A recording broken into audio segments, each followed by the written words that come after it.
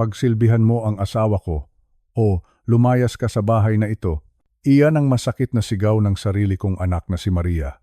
Habang ang asawa niya nakahiga lang sa paborito kong upuan at naguutos sa akin na parang ako ang katulong. Imbes na magalit, ngumiti lang ako. Kinuha ko ang aking lumang maleta at tahimik na lumakad palabas ng pinto. Pero bago ako tuluyang lumayo, may isang malaking sorpresa akong inihanda. Gamit ang aking cellphone, isang pindot lang ang ginawa ko. Pinutol ko ang lahat. Ang milyon-milyong piso na pambayad sa kanilang bahay, sa mga sasakyan, at pati na ang kanilang mga credit card. Lahat iyon, biglang naglaho. Paglipas ng ilang araw, hindi na tumigil ang tunog ng kanilang mga telepono. 22 missed calls. Nagkakagulo na sila dahil sa mga utang at abiso ng bangko. Ngayon, malalaman nila kung sino ang tunay na nagpapatakbo ng buhay nila. Bago ko ituloy ang kwento ng aking matamis na paghihiganti, mangyaring mag-comment muna kayo kung saang lungsod o probinsya kayo nakikinig sa akin ngayon. Gusto ko kayong makilala. Madilim na ang paligid. Ang tanging liwanag na nakikita ni Mang Cardo ay ang malamlam na ilaw mula sa dashboard ng kanyang lumang sasakyan at ang iilang posteng na dadaanan niya sa kahabaan ng kalsada. Malakas ang ulan. Ang bawat patak sa bubong ng kotse ay tila ba sumasabay sa mabigat na pintig ng kanyang puso. Humigpit ang kapit niya sa manibela. Malamig ang hangin, pero ang pakiramdam niya ay tila siya ay nasasakal. Saan siya pupunta? Sa edad niyang ito, 65 na siya. Akala niya ay tapos na siya sa paghahanap ng matitirhan. Akala niya, ang bahay na iniwan niya kanina ang magiging huling hantungan ng kanyang mga pagod na buto. Pero heto siya ngayon, nagmamaneho palayo, naghahanap ng kahit anong motel o maliit na pension house na pansamantalang masisilungan. Napabuntong hininga si Mang Cardo, isang mahaba at napakabigat na buntong hininga, pansamantala. Ang bulong niya sa sarili. Lahat na lang ba ay pansamantala? Habang dahan-dahang tumatakbo ang sasakyan, nagsimulang maglakbay ang kanyang isipan sa nakaraan. Tila isang pelikulang malabo na biglang luminaw sa kanyang alaala. Naalala niya si Maria, ang kaisa-isa niyang anak, ang kaisa-isang bituin na inaakala niyang gagabay sa kanyang pagtanda. Naalala ni Mang Cardo noong nag-aaral pa si Maria. Hindi naging madali ang buhay. Kayod marino siya noon. Bilang isang maliit na negosyante, wala siyang pinapalampas na pagkakataon. Kahit may sakit, papasok. Kahit pagod, itutuloy ang trabaho. Bakit? Dahil pangarap niyang makapagtapos si Maria sa isang mamahaling universidad sa Maynila. Milyon-milyong piso ang ibinuhos niya. Sa tuition fee pa lang, daan-daang libo na bawat semestre. Hindi pa kasama ang mga libro, ang baon, ang upa sa kondo, at ang lahat ng luho na hinihingi ng anak para lang hindi ito mapahiya sa mga kaklase. Daddy, kailangan ko ng bagong laptop. Daddy, may field trip kami sa abroad. Daddy, Daddy, Daddy. Kahit kailan, hindi siya sumagot ng hindi. Kahit kailan, hindi niya ipinaramdam kay Maria na nahihirapan siya. Sa isip ni Mang Cardo, ang tagumpay ng anak ay tagumpay na rin niya. Ang akala niya, ang bawat pisong inilalabas niya ay parang binhing itinatanim na balang araw ay magbubunga ng pagkalinga. Pero maling-mali pala siya. Huminto ang sasakyan sa isang stoplight. Ang pulang ilaw ay tila nagpapaalala sa kanya ng sakit na naramdaman niya kanina. Naalala niya ang kasal ni Maria. Isang marangyang kasal sa isang sikat na hotel. Gusto ni Maria na maging perfect ang lahat. Bilang ama, ibinigay niya ang lahat ng kanyang ipon. 1,000,000. 2,000,000. Halos maubos ang kanyang retirement fund para lang sa isang araw na selebrasyon. Tuwang-tuwa siya noon habang inihahatid ang anak sa altar. Punong-puno ang kanyang puso ng pagmamalaki. Ngunit ngayon, habang nakatingin sa madilim na kalsada, ang pagmamalaking iyon ay napalitan ng pait. Isang napakapait na pait. Ang lahat ng iyon para saan? Ang tanong niya sa kanyang sarili. Para sa isang araw na saya. Pero habang buhay na sumbat, ang pinakamasakit sa lahat, ang alaala ng 4 na milyong piso. Iyon ang perang itinira niya para sa sarili niya. Ang perang pinaghirapan niya sa loob ng 3 dekada, pero nang mangailangan si Maria at ang kanyang asawa ng down payment para sa bibilhing bahay sa isang eksklusibong subdivision, hindi nag-atubili si Mang Cardo, 4 milyong piso. Ibinigay niya ng buong buo. Inisip niya, doon na rin naman siya titira, doon na siya aalagaan, doon na niya makakasama ang kanyang mga apo. Inisip niya na ang bahay na iyon ay magiging simbolo ng kanilang pagkakaisa, pero kanina. Sa loob mismo ng bahay na iyon na binayaran niya, narinig niya ang mga salitang hindi niya akalaing magmumula sa bibig ng sariling anak. Tay, baka naman pwedeng sa iba ka muna? Masikip na kasi kami rito. Masikip? Ang 4 milyong pisong down payment ba ay hindi sapat para sa isang maliit na sulok para sa kanyang ama? Masikip. Napakasakit ng salitang iyon. Doon na pagtanto ni Mang Cardo ang isang katotohanan na ayaw niyang tanggapin sa loob ng mahabang panahon.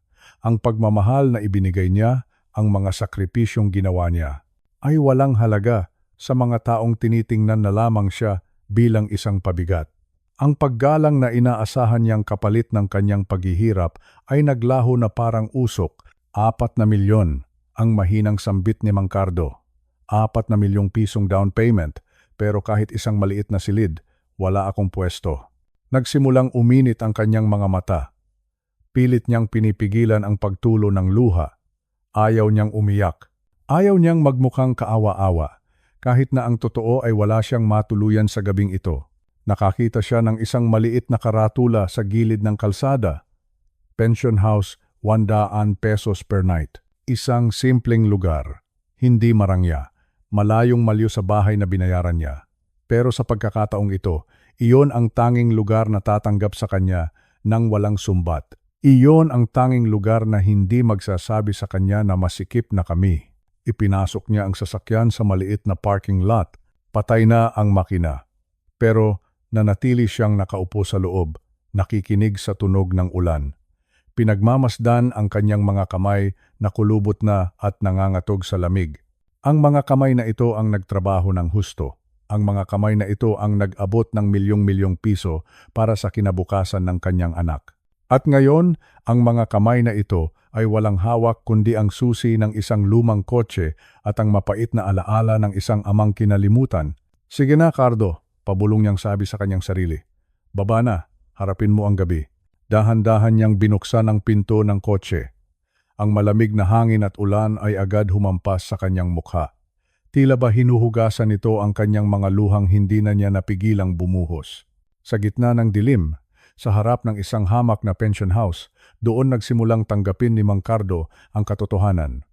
Tapos na ang kanyang tungkulin bilang ama, ngunit ang sakit ng kawalan ng utang na loob. Iyon ang sugat na kahit kailan ay hindi na yata hihilom. Naglakad siya patungo sa reception desk. Hawak ang kanyang maliit na bag. Iniwan niya sa labas ang kanyang karangyaan, ang kanyang pera at ang kanyang huling pag-asa sa pamilyang inakala niyang magiging sandigan niya. Ang natira na lamang sa kanya ay ang kanyang sarili at ang mahabang gabi ng pag-iisa. Maliit lang ang kwarto ko rito sa pension house.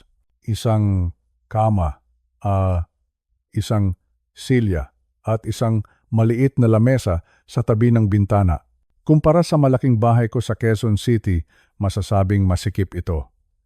Pero alam nyo, sa unang pagkakataon sa loob ng maraming taon, nakahinga ako ng maluwag.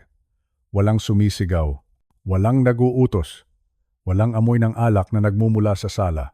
Ipinatong ko ang aking lumang laptop sa lamesa. Binuksan ko rin ang aking cellphone. Sa 30 taon ko sa serbisyo sa bangko, natutunan ko ang isang mahalagang bagay.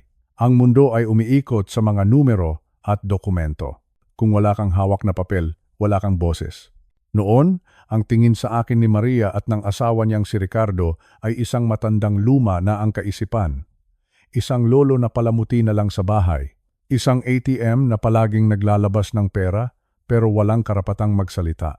Mali sila. Napakalaki ng pagkakamali nila. Huminga ako ng malalim at sinimulan ang unang tawag. Ang tawag na magpapabago sa buhay nilang dalawa. Magandang umaga, sabi ko sa customer service ng bangko. Ako si Cardo Miller. Gusto kong ipatigil ang automatic payment para sa mortgage ng bahay sa 847 Pine Street. Narinig ko ang mabilis na pagpindot ng keyboard sa kabilang linya. Sandali lang po, Sir Cardo, sagot ng babae. Nakikita ko rito na 5 taon na po kayong nagbabayad ng diretsyo mula sa inyong account. Sigurado po ba kayo? Baka po magkaroon ng problema sa inyong credit score. Napangiti ako ng mapait. Credit score. Sigurado ako, sagot ko ng may paninindigan. Ang mga taong nakatira sa bahay na iyon ay hindi na kwalipikado sa aking tulong pinansyal. Putulin nyo na ang koneksyon. Ngayon din. Pagkababa ko ng telepono, nakaramdam ako ng kakaibang gaan. 4 na milyong piso ang inilabas ko para sa bahay na iyon. 50,000 piso buwan-buwan ang ibinabawas sa aking pensyon para lang may masilungan sila, para lang maging komportable ang anak ko. Pero sapat na ang 5 taon ng pagiging bulag. Tapos na, wala na silang pambayad sa susunod na buwan. Pero hindi pa ako tapos. Malayo pa ako sa dulo. Sunod kong tinawagan ang kumpanya ng insurance. Alam nyo ba? Pati ang sasakyang SUV ni Ricardo, ako ang nagbabayad ng insurance. Isang sasakyan na kahit kailan ay hindi ko nagamit. Isang sasakyan na ginagamit niya para magpunta sa kasino at makipag-inuman sa mga barkada niya. Gusto kong tanggalin ang 2 sasakyan sa aking insurance policy. Direktang sabi ko sa ahente, ang SUV at ang maliit na sasakyan ng anak ko. Hayaan niyo silang kumuha ng sarili nilang insurance. Pero Mang Cardo, sabi ng ahente na kilala na ako, mapapahamak sila kapag naaksidente sila at walang cover. Desisyon nila iyon, sagot ko. Hindi ko na responsibilidad ang proteksyon ng mga taong hindi marunong rumespeto. Sa bawat numerong binubura ko, sa bawat account na isinasara ko, parang may mabigat na kadena na natatanggal sa aking leeg. Pinakamahirap ang huling bahagi, ang mga credit card. May 3 credit card si Maria na authorized user siya sa ilalim ng pangalan ko. Noong una, sabi ko sa kanya, "Anak, gamitin mo lang ito para sa mga grocery at pangangailangan sa bahay." Pero nang tignan ko ang mga statement, nanlumo ako. Pambili ng mga mamahaling sapatos, kain sa mga sosyal na restaurant sa BGC, mga gamit ni Ricardo na wala namang kabuluhan. Buwan-buwan, umaabot sa 30,000 piso ang binabayaran ko para sa mga luho nila. Habang kinakausap ko ang bangko para i-block ang mga card na iyon, naalaala ko ang asawa kong si Luz. Si Luz na kahit kailan ay hindi bumili ng mamahaling bag. Si Luz na nagtitiis sa lumang tsinelas para lang makapag-ipon kami. "Patawarin mo ako, Luz," bulong ko habang nakatingin sa kisame.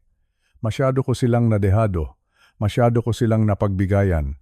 Ngayon, wala na. Pinindot ko ang confirm sa aking laptop, ang mga credit card na hawak ni Maria sa kanyang pitaka.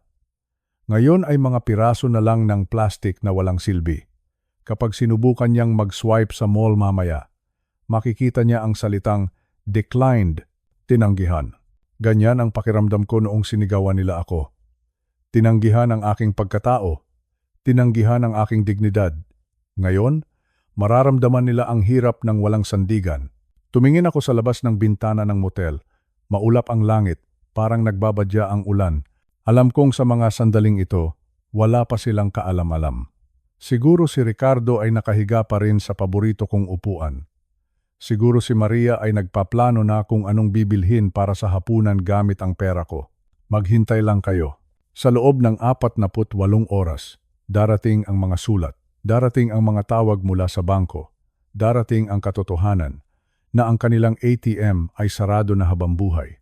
Sinasabi ng iba na masama ang maghiganti, pero para sa akin, hindi ito paghihiganti. Ito ay pagtuturo. Ituturo ko sa kanila kung ano ang halaga ng isang ama. Ituturo ko sa kanila na ang pera ay hindi napupulot lang sa kalsada. At higit sa lahat, ituturo ko sa kanila na ang respeto ay hindi nabibili. Ito ay kinikita. Humiga ako sa matigas na kama ng motel. Masakit sa likod, oo. Pero ang isip ko ay napakapayapa. Sa bawat pitik ng orasan sa dingding, nararamdaman ko ang paglapit ng hustisya, walang hiya. Walang takot, ako si Cardo Miller. At ngayong araw, kinuha ko ng muli ang aking kalayaan. Bukas, panibagong hakbang naman. Sisiguraduhin kong malalaman ng buong mundo kung anong klasing tao ang aking manugang. Hindi sapat na mawalan sila ng pera. Kailangan nilang harapin ang kahihiyan ng kanilang mga ginawa. Ipinikit ko ang aking mga mata. Sa dilim, nakita ko ang mukha ni Luz na nakangiti. Parang sinasabi niya sa akin, "Tama yan, Cardo. Panahon na para sa sarili mo naman." Matutulog akong mahimbing ngayong gabi. Sa ilalim ng bubong ng maliit na pension house na ito, nahanap ko ang tunay na kahulugan ng tahanan. Ang tahanan ay hindi ang 4 na sulok ng semento na binayaran mo. Ang tahanan ay kung saan mayroon kang dangal. At ang dangal ko? Hinding-hindi na nila muling mayayapakan. Sila naman ang magdusa ngayon. Sila naman ang umiyak. Sila naman ang magmakaawa. Dahil ang matandang Cardo na kilala nila ay wala na. Ang natitira na lang dito ay ang lalaking marunong lumaban. Tapos na ang pagiging ATM. Ngayon, ang totoong kwento ay magsisimula pa lang. Lumipas ang ilang araw sa loob ng maliit na pension house na tinutuluyan ko. Katahimikan. Iyan ang unang bagay na napansin ko. Isang uri ng katahimikan na matagal ko nang hindi nararamdaman. Sa loob ng 5 taon na kasama ko ang aking anak at manugang, ang bahay ay laging puno ng ingay.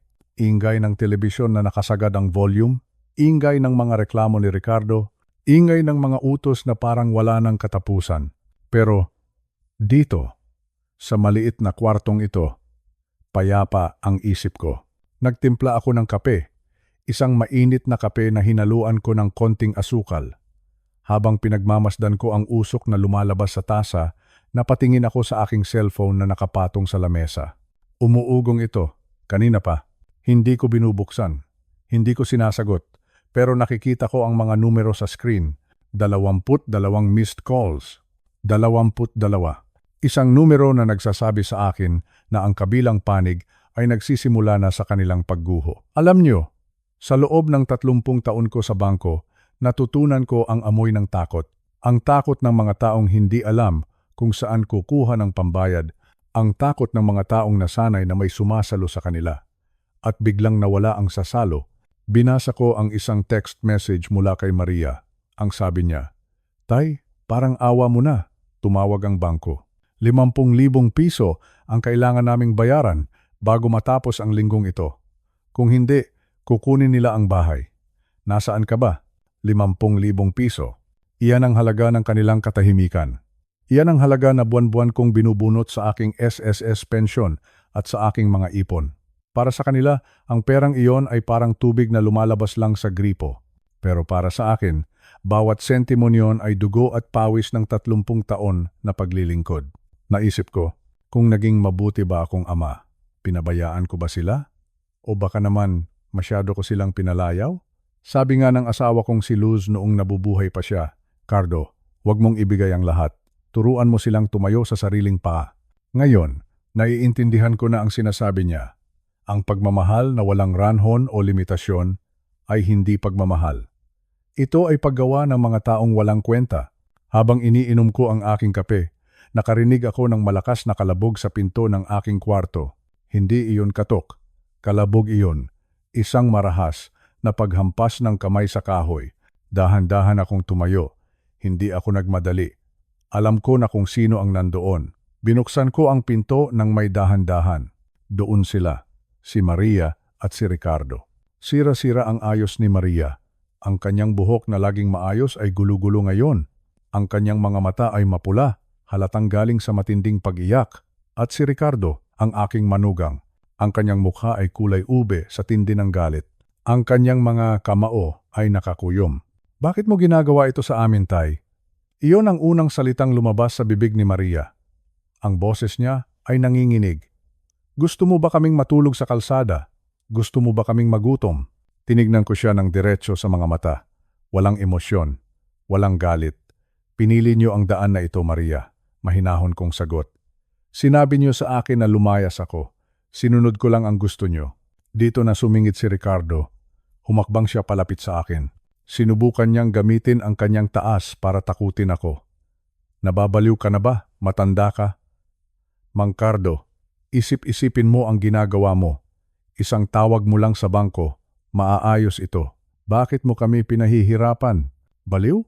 Lumingon ako sa kanya. Iyan ba ang tingin mo sa akin, Ricardo? Kapag nagbabayad ako ng mga utang mo sa sugal, matalino ako. Pero kapag pinoprotektahan ko na ang sarili ko, baliw na ako? Sumigaw si Ricardo. Tinawag niya akong masama. Sabi niya, wala raw akong puso. Sinabihan niya akong ulyanin at hindi na alam ang ginagawa ko. Pinagbintangan nila ako na sinisira ko ang kanilang kinabukasan dahil lang sa isang simpleng away tungkol sa beer. Pero alam niyo ba ang pinakamasakit? Ang marinig mula sa sarili mong anak na ikaw ay isang masamang tao. Sinabi ni Maria na hindi raw siya makapaniwala na kaya kong tiisin ang sarili kong dugo at laman. Sinabi niya na kung alam lang daw niya na ganito ang ugali ko, hindi na sana niya ako pinatira sa kanila. Nakakatawa. Pinatira? Sa sarili kong bahay? Doon ko napagtanto na ang kanilang kapalaluan ay wala ng lunas. Para sa kanila, ang lahat ng tulong ko ay utang ko sa kanila. Na obligasyon ko na buhayin sila habang buhay. Umalis na kayo, sabi ko ng may matigas na boses. Ang pension house na ito ay para sa katahimikan ko, hindi para sa inyong ingay. Hindi kami aalis hanggang hindi mo binabalik ang mga payments. Sigaw ni Ricardo. Sinubukan niyang pumasok sa loob ng kwarto ko. Doon ko ipinakita sa kanila ang aking cellphone, hindi para tumawag sa bangko, kundi para tumawag sa pulis. Detective Morrison ay isang tawag ko lang, sabi ko sa kanila. Alam niyo na may restraining order na inihahanda laban sa inyo. Kung hindi kayo lalayo sa pinto na ito sa loob ng 3 segundo, sisiguraduhin kong sa presinto kayo matutulog ngayong gabi. Nakita ko ang pagbabago sa kanilang mga mukha. Ang galit ay napalitan ng takot. Takot. Iyan ang emosyong nararamdaman ng mga taong walang tunay na kapangyarihan. Umatras si Ricardo. Hinila niya si Maria. Halika na Maria, hayaan mo ang baliw na matandang iyan. Tingnan natin kung hanggang saan ang tapang niya kapag nag-iisa na siya sa buhay. Sinara ko ang pinto. Bumalik ako sa aking silya. Huminga ako ng malalim. Ang aking mga kamay ay nanginginig din ng kaunti, pero hindi dahil sa takot, kundi dahil sa panghihinayang. Panghihinayang para sa aking anak. Panghihinayang para sa lahat ng mga taon na inaksaya ko sa pagpapalaki sa isang taong hindi marunong tumanaw ng utang na loob. Pero, alam nyo, sa kabila ng lahat ng iyon, nakaramdam ako ng tagumpay. Ang unang alon ng kanilang panik ay tapos na. Ngayon, mararamdaman na nila ang tunay na bigat ng buhay. Wala nang sasalo sa kanila. Wala nang magbabayad ng kanilang mga pagkakamali. Ang aking ATM card ay nasa bulsa ko. Ang aking dignidad ay nasa puso ko, at ang aking bahay, ang bahay na pinaghirapan namin ni Luz, ay babawiin ko rin sa tamang panahon. Hindi ako baliw. Sa katunayan, sa unang pagkakataon sa loob ng 5 taon, ngayon lang ako naging gising. Gising sa katotohanan. Gising sa aking karapatan bilang isang tao at bilang isang ama. Hayaan niyo silang tumawag ng 22 beses. Hayaan niyo silang magpanik dahil ang katarungan ay hindi laging matamis. Minsan, kailangan mo munang dumaan sa mapait na paghihiwalay para mahanap ang tunay na kalayaan. Matutulog ako ng mahimbing ngayong gabi, walang alalahanin, walang utos na susundin. Dahil si Cardo Miller ay hindi na magpapaapi muli. Sila naman ang matutong lumaban sa sarili nilang mga demonyo. Tapos na ang aking tungkulin sa mga taong walang pasasalamat ngayon. Ang buhay ko naman ang aking aasikasuhin. Umuulan ng hapon na iyon sa Quezon City. Nakaupo ako sa isang sulok ng paborito naming kainan ni Luz noon. Ang amoy ng mainit na kape at pritong saging ay nagbibigay sana ng kalinga, pero ang aking isipan ay malayo ang nilalakbay. Hawak ko ang aking tasa habang pinagmamasdan ang mga patak ng ulan sa bintana. May hinihintay ako, isang lumang kaibigan. Maya-maya pa, bumukas ang pinto at pumasok si June. Si June ay kasama ko sa bangko sa loob ng 15 taon bago siya nalipat sa main branch. Magaling siya sa mga commercial loans. Samantalang ako naman ay sa personal accounts. Higit sa lahat, si June ay isang taong mapagkakatiwalaan. Cardo, bati niya habang nauupo sa tapat ko. Pasensya ka na at ngayon lang tayo nagkita mula noong libing ni Luz. Tumango ako at ngumiti ng bahagya. Ayos lang June, salamat at pinaunlakan mo ang paanyaya ko. Nagkwentuhan kami ng kaunti tungkol sa mga lumang panahon. Pero alam ni June na may mabigat akong dinadala. Bilang isang banker, alam niya kung kailan may seryosong usapin ang isang tao. Narinig ko ang tungkol sa pag-alis mo sa bahay ni Ricardo, mahinahon niyang sabi. Nasa pension house ka raw ngayon.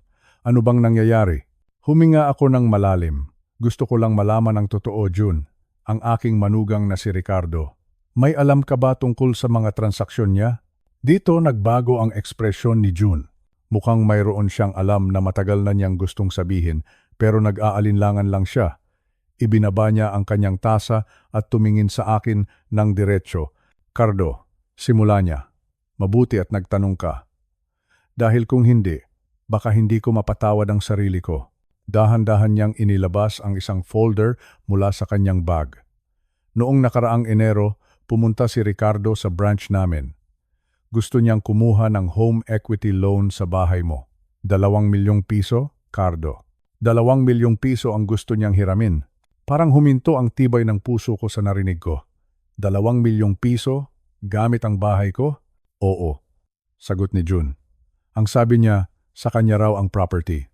Nagpakita pa siya ng mga dokumento na parang totoo sa unang tingin. Pero Cardo, noong sinuri namin ang titulo, lumabas ang pangalan mo.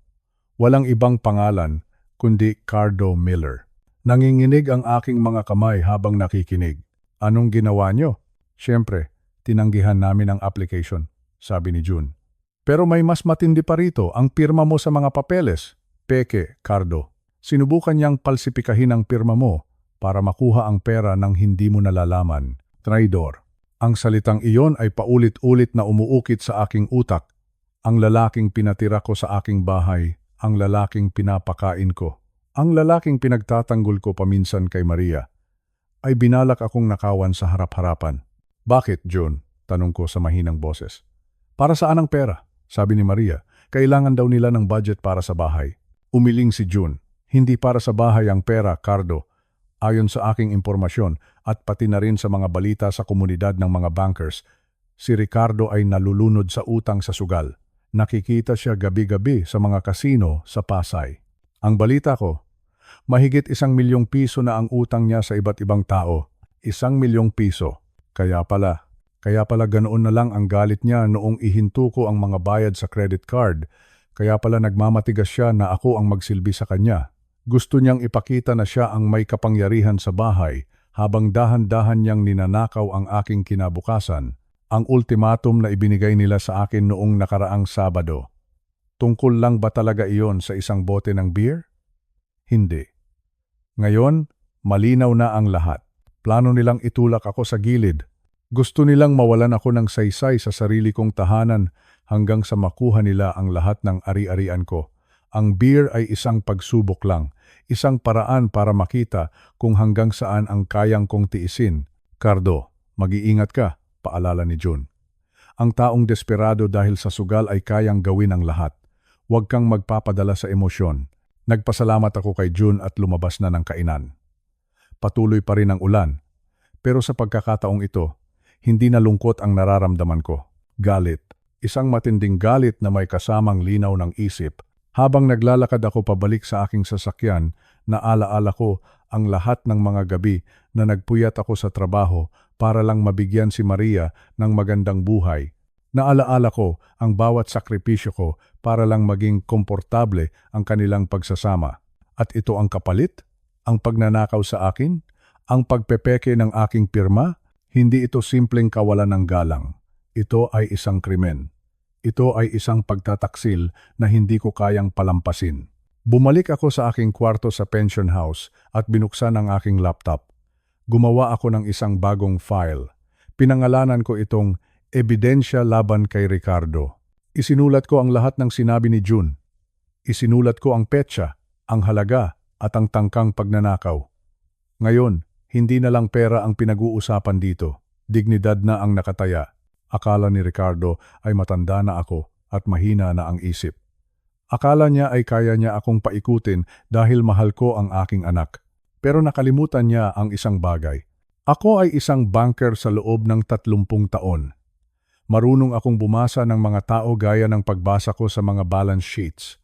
Alam ko kung kailan may pandaraya. at alam ko kung paano protektahan ang aking mga assets. Ricardo, bulong ko sa dilim ng kwarto. Maling tao ang kinalaban mo. Bukod sa galit, nakaramdam din ako ng habag para kay Maria. Alam ba niya ang ginagawa ng asawa niya? O sadyang nagbubulag-bulagan lang siya dahil sa takot na maiwan? Alinman sa dalawa, kailangan niyang harapin ang katotohanan. Hindi ko nahahayaan na gamitin nila ang pangalan ni Luz para makuha ang gusto nila. Ang bahay na iyon ay bunga ng pawis at dugo namin. Hindi iyon pambayad sa utang sa kasino ng isang lalaking walang direksyon sa buhay. Ang gabi ay mahaba, pero sa unang pagkakataon, hindi ako nahihirapan matulog dahil alam ko na ang totoo at ang katotohanan ang magiging sandata ko para makuha ang hustisya. Bukas, sisiguraduhin kong hindi lang bangko ang makakaalam nito. Sisiguraduhin kong malalaman ito ng mga tamang tao. Ang laban na ito ay nagsisimula pa lang at sa huli. Sisiguraduhin kong walang matitira sa kanila, kundi ang kanilang sariling konsensya. Matutulog akong handa para sa bukas. Dahil ang matandang Cardo na inaakala nilang madaling apapi ay tapos na sa pagiging mabait, panahon na para sa katotohanan. At ang katotohanan ay mas masakit pa sa anumang sampal. Ricardo, bilang na ang mga araw mo sa bahay ko. Lunes ng umaga, maagang sumikat ang araw sa Quezon City, pero ang hangin ay tila may dalang kakaibang lamig. Nakatayo ako sa harap ng malaking gusali ng hukuman, ang Regional Trial Court. Dati, tuwing dumadaan ako rito, nakakaramdam ako ng takot. Para sa akin, ang korte ay lugar para sa mga kriminal, lugar para sa mga taong may malalaking gulo sa buhay. Pero ngayon, ang tingin ko sa gusaling ito ay isang kaibigan, isang sandigan. Huminga ako ng malalim. Inayos ko ang aking barong at ang aking mga papeles. Sa loob ng 30 taon ko sa bangko, natutunan ko na ang emosyon ay walang puwang sa mga legal na usapin. Kung gusto mong makuha ang hustisya, kailangan mong gumamit ng utak, kailangan mong gumamit ng batas. Hindi na ako ang Cardo na pwedeng sigaw-sigawan lang. Pumasok ako sa loob, dumiretso ako sa opisina ng Clerk of Court. Ang bawat hakbang ng aking sapatos sa tiles ng sahig ay tila may echo. Isang matatag na tunog, tunog ng isang taong may paninindigan. Lumapit ako sa isang babaeng nasa middle age. Binasa niya ang aking mga dokumento. Tumingin siya sa akin ng may paggalang. Marahil ay nakita niya sa aking mga mata ang bigat ng aking pinagdadaanan. Mang Cardo, sabi niya habang tinitignan ang titulo ng aking bahay, sigurado po ba kayo rito? Isang eviction notice para sa sarili ninyong anak at manugang? Tumango ako ng dahan-dahan. Sigurado ako, ang bahay na iyon ay pag-aari ko. Ang mga nakatira doon ay lumabag sa aming kasunduan. Higit sa lahat, lumabag sila sa batas ng respeto. Narinig ko ang tunog ng tuyong tatak. Tug. Isang selyo sa papel. Ang tunog na iyon. Napakasarap pakinggan. Iyon ang tunog ng aking kalayaan. 30 araw. Mayroon silang 30 araw para lisanin ang aking bahay. Kung hindi sila aalis ng kusa, ang mga otoridad na ang maglalabas sa kanila. Noong una, naisip ko, Cardo, masyado ka bang malupit? Pero agad kong naalala ang mukha ni Ricardo habang dinuduro ako. Naalala ko ang pananahimik ni Maria habang pinapalayas ako sa sarili kong tahanan. Hindi ako malupit. Ako lang ay makatarungan. Paglabas ko ng korte, nagpasiya akong pumunta sa bangko para ayusin ang ilang personal na gamit. Pero hindi ko inaasahan ang mangyayari. Sa labas ng bangko, nakita ko si Ricardo. Nakaabang siya. Marahil ay nalaman niya na mula sa mga kaibigan niya kung ano ang ginagawa ko. Ang kanyang mukha ay punong-puno ng galit. Wala na ang mapagkunwaring bait.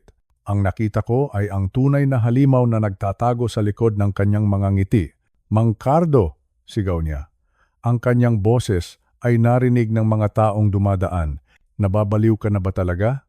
Pagkatapos ng lahat ng ginawa namin para sa iyo, palalayasin mo kami? Hindi ako tumigil sa paglalakad.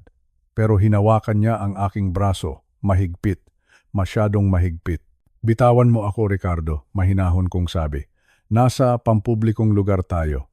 Wala akong pakialam, sigaw pa niya. Isinusumpa ko. Kapag itinuloy mo ito, Pagsisisihan mo, hindi mo alam kung sino ang kinakalaban mo, matanda ka. Dito na ako tumigil. Tumingin ako sa kanya ng diretsyo. Nakita ko ang takot sa likod ng kanyang galit. Takot dahil alam niyang wala na siyang matatakbuhan. May ilang security guard na lumapit. May ilang tao na kinuha ang kanilang mga cellphone para kumuha ng video. Iyon ang kailangan ko. Isang ebidensya ng kanyang pagbabanta. Isang patunay na ako ay nasa panganib. Saksi kayong lahat. Sabi ko sa mga tao sa paligid. Pinagbabantaan ako ng lalaking ito. Agad akong bumalik sa istasyon ng pulisya. Doon ko hinanap si Detective Morrison, ang aking kaibigan sa simbahan. Ipinakita ko ang video na nakuha ng mga tao. Ipinakita ko ang mga pasa sa aking braso mula sa mahigpit na pagkakahawak ni Ricardo. Sapat na ito, Cardo, sabi ni Detective Morrison. Hindi na natin kailangang maghintay. Maghahain tayo ng restraining order. Ang restraining order. Isang utos mula sa batas na nagbabawal kay Ricardo na lumapit sa akin. 500 talampakan. Hindi siya pwedeng lumapit sa akin sa aking sasakyan o sa aking pansamantalang tirahan kapag lumabag siya. Diretso siya sa kulungan. Habang pinipirmahan ko ang mga papeles, naramdaman ko ang isang malaking pasanin na nawala sa aking balikat. Sa loob ng maraming taon, naging bilanggo ako sa sarili kong kabaitan. Naging bilanggo ako sa takot na baka magalit ang aking anak. Pero ngayon, ang batas ang aking proteksyon, Mang Cardo. Sabi ng pulis habang inaabot ang kopya ng order. Ligtas ka na. Ligtas. Napakagandang salita. Isang salita na matagal ko nang hindi naramdaman sa loob ng sarili kong bahay. Habang nagmamaneho ako pabalik sa pension house, napatingin ako sa langit. Makulimlim pa rin, pero may mga sinag ng araw na nagsisimulang lumabas. Naisip ko si Maria. Marahil ay umiiyak siya ngayon. Marahil ay sinisisi niya ako. Pero balang araw, maiintindihan din niya. Ang pagpapaubaya sa isang masamang tao ay hindi pagmamahal. Ang pagpapaubaya sa pagnanakaw at pang-aabuso ay hindi pagiging mabuting magulang. Ito ay pagiging enabler at tapos na ako sa papel na iyon. Ang laban na ito ay hindi tungkol sa galit. Ito ay tungkol sa pagtutuwid ng mali. Ito ay tungkol sa pagpapakita kay Ricardo na ang batas ay hindi para sa mga katulad niya na mapang-api. Nakarating ako sa aking kwarto. Inilagay ko ang restraining order sa ibabaw ng lamesa. Tinitigan ko ito. Ito ay hindi lamang isang piraso ng papel. Ito ay ang aking dignidad na nakasulat sa tinta. May mga text na dumating mula sa mga kamag-anak, mga tanong, mga pag-uusisa. Hindi ko sila sinagot. Hindi ko kailangang magpaliwanag sa kahit na sino. Ang aking mga aksyon ang magsasalita para sa akin. Luz, bulong ko sa hangin. Ginagawa ko ang tama para sa ating dalawa, para sa bahay na binuo natin. Ngayong gabi, matutulog ako ng may kasiguraduhan. Walang kakatok ng marahas sa aking pinto. Walang sisigaw sa aking mukha. Ang batas ay nakabantay. Ang katarungan ay gumagalaw. At ang matandang Cardo ay natuto ng lumaban ng may dangal. Sa mga susunod na araw, alam kong mas magiging mahirap ang laban. Susubukan nilang gamitin ang emosyon. Susubukan nilang gamitin ang awa ng ibang tao. Pero handa ako. Dahil ang isang ama na nakaranas ng matinding pagtataksil ay walang ibang sandata kundi ang katotohanan. At ang katotohanan, kailanman, ay hindi natatalo sa korte ng batas. Tapos na ang panahon ng pagpapaapi. Ang hustisya ay akin na. Mabilis kumalat ang balita sa isang maliit na bayan gaya ng sa amin. Parang apoy sa tuyong damo. Ganyan kabilis lumaganap ang chismis. Noong Biyernes ng hapon, habang naglalakad ako sa palengke, nararamdaman ko ang mga tingin ng mga kapitbahay. May mga nagbubulungan, may mga tumitigil sa kanilang pag-uusap kapag dumadaan ako. Masakit, napakasakit na isipin na pagkatapos ng 30 taon ng marangal na pagtatrabaho sa bangko. Ang tingin sa akin ng mga tao ngayon ay isang matandang ulyanin na nag-abandona sa sariling anak. Alam ko ang pakana ni Ricardo. Kumalat ang balita na pinalayas ko raw sila ng walang dahilan. Sinasabi niya sa mga tao na ako ay may sakit sa isip na hindi ko na alam ang aking ginagawa. Sinisiraan niya ako para pagtakpan ang sarili niyang mga utang at pagkakamali. Pero alam niyo, ang katotohanan ay parang tubig. Kahit anong takip mo, gagawa at gagawa iyan ng daan para lumabas. Nagpasiya akong hindi manahimik, hindi para maghiganti, kundi para protektahan ang aking dangal. Ang dangal ko ang tanging huling kayamanan na mayroon ako. Ang unang hinto ko ay sa Miller's Hardware. Doon ako madalas tumambay at tumulong noon pagkatapos kong mag-retire. Pagpasok ko, nakita ko si Mang Tommy, ang may-ari, na seryosong naglilista ng inventory. Ang 3 empleyado niya ay nakatambay sa counter. Mang Cardo, bungad ni Tommy. Bakas sa mukha niya ang pag-aalinlangan, balita namin. Nasa pension house ka raw? Totoo ba ang sabi ni Ricardo na nagkaroon ka ng breakdown? Huminga ako ng malalim. Tumingin ako sa kanila ng may katatagan. Tommy, mga kaibigan. Nakilala niyo ako sa loob ng maraming taon. Mukha ba akong taong nawawala sa sarili? Nanahimik sila. Nagkatinginan. Doon ko sinimulang ilatag ang katotohanan. Isa-isa. Malinaw. 5 taon akong nagbayad ng mortgage ng bahay na iyon. Sabi ko sa kanila, 50,000 piso bawat buwan. Galing iyon sa sarili kong pensyon. Ang kasal ni Maria, 800,000 piso. Ako ang nagbayad niyon dahil walang pera ang pamilya ni Ricardo. Pati ang sasakyan niya, ang insurance, ang gasolina. Lahat iyon galing sa bulsa ko. Nakita ko ang gulat sa mga mata nila. Akala namin, sabi ni Dave, ang assistant manager. Ang sabi ni Ricardo, siya ang bumubuhay sa inyo. Sabi niya, hirap na raw siyang tustusan ang mga gamot niyo, kaya kayo nagagalit. Napangiti ako ng mapait. Ang tanging gamot na binabayaran ko ay ang beer niya at ang mga utang niya sa kasino. Doon sumabog ang usapan. Kasino? Tanong ni Tommy. Kaya pala palagi siyang naroon sa Glacier Peaks tuwing gabi. Sinasabi niya sa amin na nag-overtime siya sa trabaho. Sinabi ko sa kanila ang tungkol sa ultimatum, na pinalayas nila ako dahil hindi ko kinuha ang beer ni Ricardo. Sinabi ko sa kanila na hindi ako ang umalis, kundi sila ang nagtulak sa akin sa labas ng sarili kong pintuan. Bago ako lumabas ng hardware store, alam ko na ang totoong kwento ay kakalat na. Ang mga marites ng aming bayan ay mayroon ng bagong paksa. At sa pagkakataong ito, ang katotohanan na ang kanilang ibabalita. Ang susunod kong hinto ay sa simbahan ng St. Mark's. Hinanap ko si Pastor June. Nakaupo siya sa kanyang opisina, nagbabasa ng Biblia. Si Pastor June ay naging saksi sa kasal ni na Maria at Ricardo. Siya rin ang naglibing sa asawa kong si Luz. Mang Cardo, malambing na bati ni Pastor. Maraming nagtatanong sa akin tungkol sa iyo. May mga nag-aalala. Pastor, simula ko. Kailangan ko ang inyong gabay. Pero kailangan niyo rin malaman ang buong kwento. Ikinwento ko kay Pastor June ang lahat. Ang pagmamahal ko kay Maria na naging mitsa ng kanilang katamaran. Ang pagpapaubaya ko na naging dahilan ng kanilang kawalan ng galang at ang tangkang pagnanakaw ni Ricardo sa titulo ng bahay. Pastor, maliban na bawiin ko ang lahat, tanong ko, maliban na iwanan ko sila sa sarili nilang dusa? Tumingin sa akin si Pastor June nang may habag. Mang Cardo, sa Biblia, itinuturo ang pagpapatawad, pero itinuturo din ang disiplina. Ang pagmamahal na walang hangganan ay hindi nakakatulong. Ito ay nakakasira. Sinabi ni Pastor na minsan, ang pinakamapagmahal na bagay na magagawa ng isang magulang ay ang hayaan ang kanyang anak na makaranas ng hirap. Doon lang sila matututo. Doon lang sila magbabago. Huwag kang mag-alala, Cardo, sabi ni Pastor. Ang katotohanan ay laging nananaig. Pananatilihin ko ang iyong dangal sa aming mga susunod na pagtitipon. Paglabas ko ng simbahan, naramdaman ko ang isang uri ng kapayapaan. Naglakad-lakad ako sa parke. Nakita ko si Aling Nena, ang tagahatid ng sulat.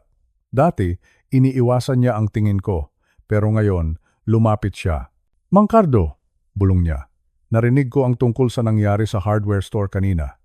Pasensya ka na at naniwala kami sa mga sabi-sabi. Hindi namin akalain na ganoon pala ang ginagawa ng manugang mo sa iyo. Tumango lang ako. Salamat, Nena. Ang mahalaga ay alam niyo na ang totoo. Habang pabalik ako sa pension house, napagtanto ko ang isang bagay. Ang kapangyarihan ni Ricardo ay nakabase sa mga kasinungalingan At ang mga kasinungalingan ay parang isang bahay na gawa sa baraha, isang hipi lang ng hangin, isang patak lang ng katotohanan. At guguho ang lahat. Ngayong gabi, alam kong hindi mapayapa ang tulog ni Maria at Ricardo. Bakit? Dahil ang buong bayan ay nakatingin na sa kanila. Hindi na bilang mga biktima, kundi bilang mga taong walang utang na loob. Sa kulturang Pilipino, ang utang na loob ay napakahalaga. Kapag nalaman ng mga tao na pinagmalupitan mo ang taong nagbigay sa iyo ng lahat, mawawalan ka ng mukha sa lipunan, mawawalan ka ng mga kaibigan, mawawalan ka ng suporta. Iyan ang parusang mas matindi pa sa pagkawala ng pera. Ang mabuhay sa isang lugar kung saan ang bawat tingin sa iyo ay puno ng paghuhusga. Tumingin ako sa salamin sa aking kwarto. Cardo Miller, banker, ama, asawa, at ngayon, isang tao na nanindigan para sa kanyang sarili. Hindi na ako ang matandang pwedeng itulak sa tabi. Ako ang taong nagpaalala sa buong bayan kung ano ang ibig sabihin ng tunay na integridad. Ang plano ko ay gumagana, hindi dahil sa manipulasyon, kundi dahil pinayagan ko ang katotohanan na magsalita para sa akin. Bukod sa pera, binawi ko rin ang respeto ng mga tao. At iyon ang hindi kailanman mananakaw ni Ricardo mula sa akin. Hihintayin ko ang linggo.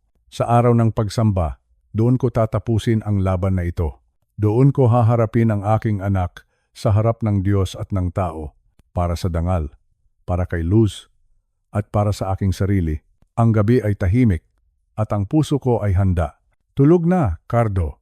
Bukas. Panibagong araw ng pagbangon, dahil ang katarungan ay abot kamay na. Sabado ng umaga. Isang linggo na ang lumipas mula noong lisanin ko ang aking tahanan. Sa loob ng maliit na kwarto ko sa pension house, ramdam ko ang bigat ng katahimikan. Pero alam ko, sa labas ng pintong ito, ang bagyo ay nagsisimula pa lang. Alam kong desperado na sila. Narinig ko ang mahinang katok sa aking pinto. Hindi ito ang marahas na kalabog ni Ricardo. Ito ay isang mahina, tila nagmamakaawang katok. Binuksan ko ang pinto. Doon si Maria. Nakayuko siya. Ang kanyang mga balikat ay nakasagsag. Mukha siyang pagod na pagod. Sa isang sandali, bumalik sa isip ko ang imahe ng munting Maria na umiiyak dahil nadapa sa kalsada. Ang puso ko, bilang isang ama, ay biglang kumurot. Pinapasok ko siya. Hindi ako nagsalita. Naupo siya sa dulo ng aking kama at doon niya inilabas ang kanyang huling alas. Tay, bulong niya habang nakatingin sa kanyang mga kamay.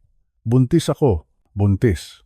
Ang salitang iyon ay parang isang malakas na kulog sa gitna ng tirik na araw. Isang apo. Ang pangarap namin ni Luz na magkaroon ng apo na tatakbo sa aming hardin. Tay, magkakaroon ka na ng apo, pagpapatuloy niya habang umiiyak. Pero paano ko siya palalaking maayos kung mawawalan kami ng bahay? Paano kung magutom ang anak ko dahil sa stress at gulo na ito?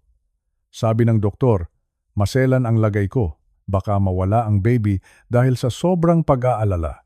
Sa loob ng ilang segundo, naramdaman ko ang aking paninindigan na tila natutunaw. Sino ba namang lolo ang hindi lalambot sa balitang magkakaroon na siya ng apo? Gusto ko siyang yakapin. Gusto kong sabihin, sige na anak, babayaran ko na lahat, huwag lang mapahamak ang apo ko. Pero, may kung anong boses sa loob ko ang nagsabing, mag-ingat ka, Cardo. 30 taon ako sa bangko. Nakakita na ako ng lahat ng klaseng panlilinlang para lang makakuha ng loan o pabor. Pinagmasdan ko ang mukha ni Maria. Bakit ngayon lang niya ito sinabi? Bakit sa gitna ng foreclosure ng bangko? Sino ang doktor mo, Maria? Mahinahon kong tanong. Nakita ko ang saglit na pag-aalinlangan sa kanyang mga mata. Si Doktora Santos, tay. Doon sa malapit na klinik. Si Doktora Santos? Ulit ko. Kakilala ko siya. Tatawagan ko siya ngayon din para malaman kung anong kailangan mong tulong sa pambayad ng check-up at bitamina. Biglang naging balisa si Maria. Huwag na tay. Kami na ang bahala. Ang kailangan lang namin ay ituloy mo ang pagbabayad sa mortgage para hindi kami mapalayas. Doon ko nakumpirma ang lahat. Ang amoy ng kasinungalingan ay kasing angsang ng nabubulok na pagkain. Kasinungalingan. Ginamit niya ang isang hindi pa isinisilang na bata, ang sarili kong apo, para lang makuha ang pera ko. Napakasakit. Napakasakit malaman na ang anak mo ay kaya kang lokohin sa ganitong paraan. Hindi ako nagpadala, hindi ako sumuko. Sige Maria, sabi ko. Magkita tayo sa tapat ng bangko mamayang alauna. Doon natin pag-uusapan ang lahat. Alauna ng hapon. Tirik ang araw sa labas ng bangko kung saan ako dating nagtatrabaho. Maraming tao. Maraming mga dating kasamahan sa trabaho at mga kakilala sa bayan ang nandoon. Pagdating ko, nakita ko na agad sila. Si Maria at si Ricardo. Si Ricardo ay mukhang nakabawi na ng lakas. Akala niya marahil ay nanalo na sila dahil sa balita ng pagbubuntis ni Maria. Pagkakita niya sa akin, nagsimula na siyang mag-eskandalo. Gusto niyang ipahiya ako sa harap ng lahat. Oh, heto na ang biyenan kong walang puso, sigaw ni Ricardo. Sapat na ang lakas ng boses niya para lumingon ang mga dumadaan. Heto ang matandang gustong palayasin ang sarili niyang buntis na anak. Mang Cardo, mahiya ka naman sa balat mo. Magiging lolo ka na, pero mas mahalaga pa sa iyo ang pera kaysa sa pamilya. Nagbubulungan ang mga tao. Nakikita ko ang mga mapanghusgang tingin nila sa akin. Nakita ko si Maria na nakahawak sa kanyang tiyan. Umaarte na tila nahihilo at nanghihina. Ulyanin na siguro talaga si Mang Cardo, bulong ng isang babae sa gilid. Pero hindi ako natinag. Naglakad ako palapit kay Ricardo. Hindi ako sumigaw. Ang boses ko ay matatag at malinaw. Ricardo, simula ko. Nasaan ang pera? Anong pera? Pasigaw niyang sagot. Wala kaming pera dahil pinutol mo ang lahat. Ang pera mula sa sugal, Ricardo, sabi ko ng mas malakas para marinig ng lahat. Ang 1,000,000 piso na utang mo sa Glacier Peaks Casino. Ang pera na dapat sana ay pambayad sa kuryente at pagkain ni Maria, pero ipinatalo mo sa poker. Tumahimik ang paligid. Ang mga taong kanina ay humuhusga sa akin. Ngayon ay nakatingin na kay Ricardo. Anong pinagsasabi mo? Nauutal na si Ricardo. Ang kanyang mukha ay biglang namutla. May mga record ako, Ricardo. Patuloy ko. Nakausap ko ang mga creditors mo. Nalaman ko rin ang pagtatangka mong pekein ang pirma ko para isanla ang bahay na hindi mo naman pag-aari. At tungkol sa pagbubuntis ni Maria. Tumingin ako sa anak ko. Nakita ko ang takot sa kanyang mga mata. Tumawag ako sa klinik ni Dr. Santos kanina. Sabi ko nang may halong lungkot. Sabi niya, wala siyang pasyente na nagngangalang Maria Miller. Sinuri ko rin ang record ng aming family insurance. Walang anumang laboratory test o check-up na nangyari. Maria, paano mo nagawang gamitin ang pangarap ko na magkaroon ng apo para lang sa pera ng asawa mong sugarol? Wala nang nakapagsalita. Si Maria ay napaupo sa semento habang umiiyak. Hindi na ito iyak ng pag-arte. Iyak na ito ng matinding kahihiyan. Si Ricardo naman ay sinubukang sumigaw muli. Pero ang mga tao sa paligid ay nagsimula ng magbu sa kanya. Walang hiyang manugang, sigaw ng isang lalaki. Mandaraya, sabi naman ng iba. Sa gitna ng kaguluhan, nakita ko si Ricardo na tumalikod at mabilis na naglakad palayo. Iniwan niya si Maria sa gitna ng kalsada. Iniwan niya ang kanyang asawa sa harap ng kahihiyan na siya naman ang nagdala. Nilapitan ko si Maria. Hindi para yakapin siya, kundi para tignan siya sa huling pagkakataon sa araw na iyon. Ang tiwala, Maria, ay parang salamin, sabi ko sa kanya. Noong pinalayas niyo ako, nabasag na iyon. Pero noong ginamit mo ang apo na hindi naman totoo, dinurog mo na ang mga piraso nito. Tumalikod ako at naglakad papasok sa bangko. Ramdam ko ang mga mata ng mga tao na nakatitig sa akin, pero sa pagkakataong ito, puno na ito ng paggalang at awa. Sa loob, naupo ako sa isang bench. Nanginginig ang aking tuhod. Masakit, sobrang sakit ng ginawa nila. Ang huling alas nila ay isang maruming kasinungalingan. Pero alam niyo ba? Sa kabila ng sakit, naramdaman ko ang kalayaan. Wala na silang hawak sa akin. Wala na silang magagamit na emosyon para pasunurin ako. Ang bawat kasinungalingan ay naibunyag na. Ang bawat madilim na lihim ay nasa liwanag na. Ngayong hapon, napatunayan ko sa buong bayan kung sino ang tunay na biktima. At napatunayan ko rin sa aking sarili na ang pagmamahal ng isang magulang ay may hangganan, lalo na kung ang kapalit nito ay ang sariling integridad. Uuwi ako sa aking pension house. Kakain ako ng masarap at matutulog ako ng mahimbing dahil ang matandang Cardo ay hindi na kailanman muling magpapaloko. Ang kanilang desperadong pakana ay nauwi sa wala. Ang tanging natira sa kanila ay ang mapait na katotohanan ng kanilang mga gawa. Tapos na ang laro, Ricardo. Tapos na ang drama, Maria. Ngayon, harapin niyo ang mundo nang kayo lang, nang walang pera ko, at nang walang tiwala ko. Sapat na ang isang linggong paghihintay.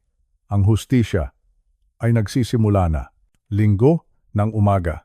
Ang sikat ng araw ay tumatagos sa mga makukulay na glass windows ng simbahan ng St. Mark's. Ito ang araw na hinihintay ng lahat. Ang hangin ay tila may dalang kakaibang bigat. Isang uri ng katahimikan na nagbabadya ng isang malaking kaganapan para sa ating mga Pilipino. Ang simbahan ay hindi lang lugar ng panalangin. Ito ay lugar ng katotohanan. Lugar kung saan ang lahat ng kasalanan ay inilalatag sa paanan ng Panginoon. Maaga akong dumating. Nakasuot ako ng aking pinakamaayos na barong. Naupo ako sa aking paboritong pwesto. Sa ikatlong linya mula sa harap. Ramdam ko ang mga tingin ng mga tao sa paligid. Ang mga bulungan ng aking mga kumpare at kumare. Hindi na ako umiwas. Tumingin ako ng diretso sa altar. Ang aking puso ay payapa. Pero ang aking isipan ay puno ng kaba para sa aking anak. Naalala ko ang usapan namin ni Maria noong nakaraang araw sa kainan. Sinabi ko sa kanya ng malinaw, Maria, ang pagpapatawad ay hindi nakukuha sa simpleng sorry lang. Kung gusto mong makuha muli ang aking tiwala, kailangang malaman ng lahat ang totoo. Kailangan mong linisin ang aking pangalan sa harap ng komunidad na siniraan ninyo. Iyon ang naging kondisyon ko. Isang huling pagkakataon para sa dignidad. Nagsimula ang misa. Ang boses ni Pastor June ay umalingaw-ngaw sa buong sanctuary. Pero alam ko, ang lahat ng tao ay naghihintay sa bahagi ng testimony time. Ang bahagi kung saan ang mga miyembro ay nagbabahagi ng kanilang mga pagsubok at tagumpay. Nang dumating ang sandaling iyon, tumayo si Maria mula sa pinakalikod na upuan. Dahan-dahan siyang naglakad sa gitna ng aisle. Ang bawat hakbang niya ay tila may tunog ng pagsisisi. Nakayuko siya sa simula, pero nang makarating siya sa podium, tumingin siya sa akin. Nakita ko ang mga luha na nagsisimulang pumatak sa kanyang mga pisngi. Napakatahimik ng buong simbahan. Kahit ang mga bata ay tumigil sa paglalaro, nandito ako ngayon para humingi ng tawad, simula ni Maria. Ang kanyang boses ay nanginginig. Bahagyang huminto ang audio AI para damhin ang bigat ng sandali. Gusto kong malaman ninyong lahat ang katotohanan tungkol sa aking ama, si Mang Cardo Miller. Huminga siya ng malalim. Sa loob ng 5 taon, ang aking ama ang bumuhay sa aming mag-asawa. Siya ang naglabas ng mahigit 100,000 at 60,000 piso para sa aking pag-aaral. Noong pwedeng-pwede naman akong mag-aral sa pampublikong paaralan. Siya ang nagbayad ng 25,000 piso para sa aming kasal dahil ang pamilya ni Ricardo ay walang maibigay. Narinig ko ang mahinang singhap mula sa mga tao. Ang mga numero ay malinaw. Ang mga sakripisyo ay totoo. Ibinigay niya sa amin ang kanyang sariling bahay, patuloy ni Maria habang humihikbi. Ang bahay na pinaghirapan nila ng aking ina sa loob ng 20 taon. Noong hindi kami makabayad ng mortgage, siya ang nagbayad. Noong kailangan namin ng pambili ng pagkain, kuryente, at pati insurance ng sasakyan. Lahat iyon ay kinuha niya sa kanyang sariling pensyon. Tumingin si Maria sa buong parokya. Pero noong nakaraang linggo, noong hindi na siya makapagbigay dahil sa pang-aabuso ng asawa ko, binigyan namin siya ng ultimatum. Sinabihan namin siyang paglingkuran ng asawa ko o lumayas siya sa sarili niyang bahay. Dito na sumabog ang bulungan sa loob ng simbahan. Ang salitang walang utang na loob ay narinig ko mula sa iba't ibang sulok. Hinayaan kong bastusin siya sa harap ko, pag-amin ni Maria habang tuloy-tuloy ang kanyang luha. Pinili ko ang aking asawa. Ang asawa kong nagnakaw sa kanya at nabaon sa sugal, kaysa sa ama na nagbigay sa akin ng lahat. Tay, sorry. Hindi sapat ang salitang sorry, pero gusto kong malaman mo na ikaw ang pinakamabuting ama at ako ang naging pinakamasamang anak. Nang matapos si Maria, lumapit sa kanya si Pastor June. Inilagay niya ang kanyang kamay sa balikat ng aking anak. Ang buong komunidad na dati ay humuhusga sa akin. Ngayon ay nakatingin sa akin ng may pagsisisi at matinding paggalang. Tumayo ako. Naglakad ako palapit sa harap. Hindi ako nagsalita. Tumingin lang ako kay Maria. Nakita ko ang katotohanan sa kanyang mga mata. Iyon lang ang kailangan ko. Hindi ang pera, hindi ang bahay, kundi ang pagkilala sa aking dangal. Pagkatapos ng misa, lumapit sa akin ang maraming kaibigan. Niyakap nila ako. Kinamayan, Cardo. Pasensya ka na, sabi ni Mang Tommy. Hindi namin akalain na ganoon pala ang nangyari. Pero may isang balita pa na dumating sa akin paglabas ng simbahan. Isang balita na hindi ko na ikinagulat. Si Ricardo ay wala na, ayon sa mga kapitbahay. Habang kami ay nasa simbahan, nag-empake si Ricardo ng kanyang mga gamit sa isang truck. Mabilis siyang umalis ng bayan. Walang pasabi, walang sulat na iniwan para kay Maria. Tumakas siya. Tumakas siya dahil alam niyang wala na siyang mukhang maihaharap sa mga tao. Tumakas siya dahil ang kanyang mga utang sa kasino ay hindi na niya kayang pagtaguan. Gaya ng lahat ng mga lalaking walang paninindigan, mas pinili niyang tumakbo kaysa harapin ang kanyang mga pagkakamali. Nakita ko si Maria sa parking lot, mag-isa. Ang kanyang sasakyan ay wala ng insurance at ang kanyang asawa ay wala na rin sa kanyang tabi. Tay. Umalis na siya, bulong ni Maria habang nakatingin sa malayo. Alam ko, anak, sagot ko ng may halong lungkot. Ganyan ang mga taong ang pundasyon ay puro kasinungalingan. Kapag lumabas ang katotohanan, wala na silang matatayuan. Ano nang gagawin ko, tay? Tanong niya. Haharapin mo ang buhay mo, Maria. Sabi ko ng may katatagan. Nagawa mo na ang unang hakbang, ang pag-amin sa katotohanan. Ngayon, kailangan mong matutong tumayo sa sarili mong mga paa. Iniwan ko si Maria sa tapat ng simbahan. Hindi ko muna siya isinama, alam nyo, sa kulturang Pilipino. Madali tayong magpatawad. Pero bilang isang banker, alam ko na ang isang bad debt ay hindi nabubura ng ganoon lang. Kailangan ng panahon, kailangan ng patunay. Sumakay ako sa aking sasakyan at bumalik sa pension house. Masarap ang pakiramdam. Ang bigat na dinala ko sa loob ng 5 taon ay tila naglaho na sa hangin ng Quezon City. Ang aking pangalan ay malinis na muli. Ang aking kwento ay narinig na ng lahat, bukod sa katarungan. Nakita ko rin ang simula ng pagbabago ng aking anak. Si Ricardo ay isa na lang madilim na bahagi ng nakaraan. Isang alaala ng pagkakamali na hinding-hindi ko nahahayaang mangyari muli. Matutulog akong mahimbing ngayong gabi. Walang missed calls na kailangang katakutan, walang ultimatum na kailangang sundin. Dahil ang katotohanan, sa loob ng bahay ng Panginoon, ang nagpalaya sa aming lahat, ang laban ay tapos na. Ngayon, ang kapayapaan naman ang aking tatamasa. Tapos na ang pagiging utusan. Muli, ako na ang may-ari ng aking sariling buhay. Salamat, Panginoon, dahil sa huli. Ang integridad ay hindi nawawala kung ito ay may lakas na manindigan. Bukas, sisimulan ko na ang huling hakbang ng aking plano. Ang paglilipat ng aking bahay sa mga taong talagang may silbi sa ating bayan. Hanggang sa muli, 3 buwan na ang lumipas. Nakatayo ako ngayon sa tapat ng aking dating bahay sa Quezon City. Pero sa pagkakataong ito, hindi na ako ang nagbabayad ng kuryente rito. Hindi na rin ako ang naglilinis ng bakuran. Pinapanood ko ang 3 pamilya ng mga retiradong sundalo habang masaya silang naglilipat ng kanilang mga gamit. Ibinigay ko ang titulo ng bahay sa organisasyon ng mga veterano ng Pilipinas. Bakit?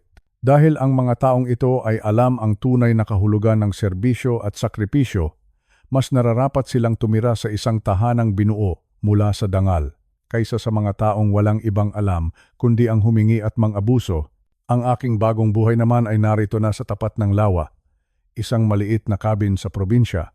Dito, tuwing umaga, ang tanging naririnig ko lang ay ang hampas ng tubig at ang huni ng mga ibon. Walang Ricardo na sisigaw sa akin para sa beer. Walang Maria na pipilitin akong magbayad ng kanyang mga luho. Isang hapon, Habang nagkakape ako sa aking beranda, tumunog ang aking telepono. Si Maria. Tay, sabi niya sa kabilang linya. Ang boses niya ay mahinahon na. Wala na ang dating yabang. Nakalipat na ako sa maliit na apartment. Nagtatrabaho na rin ako sa isang grocery store. Gusto ko sanang makipagkape sa iyo. Kung okay lang, huminga ako ng malalim. Tumingin ako sa malawak na lawa. Maria, sagot ko. Ang pagpapatawad ay libre. Pinatawad na kita noong araw pa lang na lumabas ako sa pinto ng bahay ko dahil ayaw kong dalhin ang galit sa aking pagtanda. Huminto ako sandali. Gusto kong tumagos sa puso niya ang susunod kong sasabihin. Pero, Maria, ang tiwala ay hindi libre. Ang tiwala ay parang isang utang na kailangang bayaran ng gawa, hindi ng salita. Kung gusto mong bumalik ang tiwala ko, patunayan mo sa akin na kaya mong tumayo sa sarili mong mga paa nang walang hinihinging kapalit. Naiintindihan ko po, tay, bulong niya. Salamat sa hindi pagsuko sa akin. Ipinatong ko ang aking telepono. Hindi ko alam kung kailan kami muling magiging okay na gaya ng dati. Pero alam niyo, ayos lang iyon. Sa edad kong ito, natutunan ko na ang pinakamahalagang relasyon ay ang relasyon mo sa iyong sariling dangal. Minsan, kailangan mong bitawan ang mga taong mahal mo para lang matuto silang lumakad. Ang pag-enable sa kanila ay hindi pag-ibig. Ito ay lason. Masaya ako ngayon. Hawak ko ang aking pensyon, hawak ko ang aking oras, at higit sa lahat, hawak ko ang aking respeto sa sarili. Ang bahay na pinaghirapan namin ni Luz ay naging silungan na ng mga bayani. Ang anak ko ay nagsisimula na sa kanyang bagong buhay. At ang manugang kong si Ricardo, siya ay isa na lang alikabok sa hangin. Ang buhay ay maikli lang. Lalo na para sa ating mga nakatatanda. Huwag nating hayaan na ang huling bahagi ng ating kwento ay isulat ng ibang tao. Tayo ang may hawak ng panulat. Ako si Caro Miller, isang asawa, isang ama, at higit sa lahat, isang taong nanindigan hanggang sa huli. Dito nagtatapos ang aking kwento, pero ang aking kapayapaan ay nagsisimula pa lang. Maraming salamat sa inyong pakikinig. Sana ay may napulot kayong aral sa aking karanasan. Kung nagustuhan nyo ang kwentong ito, mangyaring i-like ang video na ito at mag-subscribe sa ating channel para sa marami pang kwentong kapupulutan ng aral. Huwag kalimutang i-share ang inyong mga saloobin sa comment section. Mahalaga sa akin ang inyong mga opinion. Hanggang sa muli nating pagkukuwentuhan. Pagpalain kayo ng may kapal, paalam.